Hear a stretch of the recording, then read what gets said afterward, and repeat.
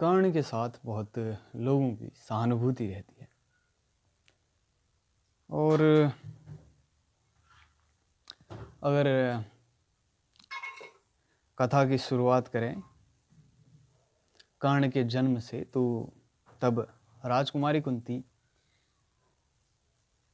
के महल में तब एक ऋषि आते हैं जो दुर्वासा, और वे कुंती की सेवा से प्रसन्न होकर उन्हें एक मंत्र देते हैं जिन्हें सूर्य के समक्ष उच्चारण करने से सूर्य उन्हें एक पुत्र दे सकता है। तो कुंती इसकी जांच करने के लिए इस मंत्र का उच्चारण सूर्य के सामने करती है और सूर्यदेव आते हैं और उन्हें एक बालक दे के जाते हैं। उस बालक के सीने पे एक स्वर्णिम आभा वाला कवच होता है और उसके साथ ही साथ उसके कुंडल भी होते हैं। और लेकिन कुंती तब कुंवारी होती है और कुंवारी स्त्री को सामाजिक तौर पे तब भी पुत्र स्वीकार्य नहीं होता। तो उस समय रीति रिवाज के अनुसार कुंती को उस पुत्र को नदी में बहाना होता है और कुंती उस पुत्र को नदी में बहा देती है, एक टोकरी में रख के। हो सकता है कि ये कहानी आगे लिखी जाने वाली हो कि वो किसी मछुआरे को मिलती है, लेकिन ये थोड़ा विचित्र है कि वो सारथी को मिलती है, एक सारथी को, और वो कर्ण का पालन पोषण करते हैं, कर्ण को बड़ा करते हैं। और कर्ण में धीरे धीरे धनुर्विद्या के लिए उत्सुकता जागती है। वो विश्व का सर्वश्रेष्ठ धनुर्धर बनना चाहता है, लेकिन गुरु द्रोण अर्जुन को वचन देते हैं कि वो अर्जुन को विश्व का सबसे श्रेष्ठ धनुर्धर बनाएंगे। कर्ण खुद को साबित करना चाहता है, कर्ण दिखाना चाहता है कि वो भी धनुर्विद्या से उतना ही प्रेम करता है जितना कि अर्जुन, वो भी अर्जुन की तरह ही श्रेष्ठ हो सकता है। वो कई गुरुओं के पास जाता है, अंत में हो जाता है भगवान परशुराम के पास, लेकिन भीष्म को विद्या देने के बाद वे ये गलती दोबारा नहीं करते।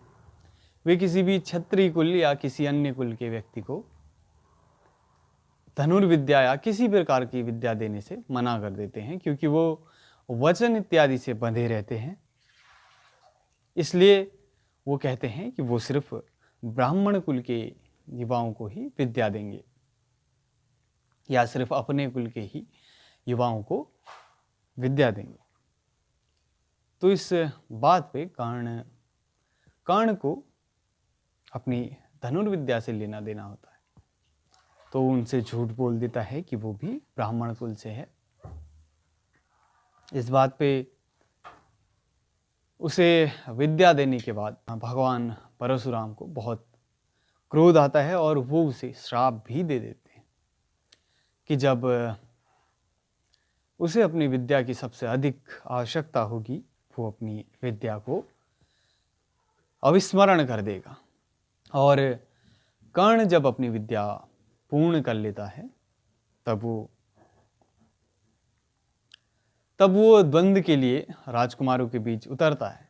वो अपनी श्रेष्ठता साबित करना चाहता है, लेकिन इस पर उसे राजकुमारों के साथ द्वंद्व करने से मना कर दिया जाता है। और तब उसे यह अवसर देता है दुर्योधन, जो कि कर्ण के लिए एक शाप जैसा भी सिद्ध होता है। साथ ही साथ सम्मान के तौर पे तो उसके लिए ठीक रहता है, लेकिन उसके आगे के जो निर्णय होते हैं, आगे का जो साथ होता है, उसके लिए एक शाप की तरह भी सिद्ध होता है, क्योंकि गलत आदमी का साथ हमेशा आपके जीवन में समस्याएं और कष्ट ही खड़े करता है। लेकिन उसके पास विकल्प नहीं होता, उसे दुर्योधन का साथ चुनना पड़ता है। लेकिन बाद में आगे चल के कर्ण के पास कई विकल्प होते हैं। वो चाहे तो दुर्योधन का साथ त्याग सकता है, वो चाहे तो अपना राज्य निर्मित कर सकता है, उसे दुर्योधन का साथ देने की बिल्कुल भी आवश्यकता नहीं होती। पर उसे सिद्ध करना होता है कि दुर्योधन के साथ मैं हूँ। उसे सिद्ध करना होता है कि अर्जुन से श्रेष्ठ योद्धा मैं हूँ। और द्रौपदी के स्वयंवर में हो सकता है कि वो मछली की आंख पे निशाना लगा भी देता, लेकिन द्रौपदी भी उसको अस्वीकार कर देती है, क्योंकि द्रौपदी अर्जुन के साथ जाना चाहती है। लेकिन कर्ण की अपनी अलग श्रेष्ठता है। ये दर्शाने के लिए कर्ण का कवच और कुंडल भी दान में मांग लिया जाता है। कर्ण के समक्ष भगवान कृष्ण और इंद्र भी अपनी झोली फैलाते हैं। कर्ण की एक अलग शक्ति है। कर्ण को लड़ने से पहले बता दिया जाता है कि अर्जुन उसका भाई है और वो पांडवों में सबसे बड़ा है, ज्येष्ठ है। जैसे ही कर्ण को पता चलता है कि वो पांडवों का सबसे बड़ा भाई है, वो वचन देता है कि वो 4 भाइयों में से किसी को भी क्षति नहीं पहुंचाएगा। लेकिन वो अर्जुन को जीवन दान नहीं दे पाएगा। उसे अभी भी सिद्ध करना है। उसे अभी भी अपने अस्वीकरण का बदला लेना है। उसे अभी भी अपना त्याग स्वीकार्य नहीं, लेकिन वो बस इसे दूसरे तरीके से दिखाता है। युद्ध होता है और कर्ण को मारने के लिए छल करना पड़ता है। जब वो रथ से नीचे उतरा होता है, उसका पहिया भूमि में धंसा होता है, वो पहिया निकालने वाला होता है, तब उस पर बाण चलाया जाता है। कर्ण हो सकता है कि अर्जुन से बेहतर धनुर्धारी हो, अर्जुन से अधिक शक्तिशाली हो। कर्ण ये भी हो सकता है कि अर्जुन से जीत जाए। कर्ण खुद को नहीं हरा पाया। कर्ण कभी भी उस अस्वीकरण से नहीं जीत पाया।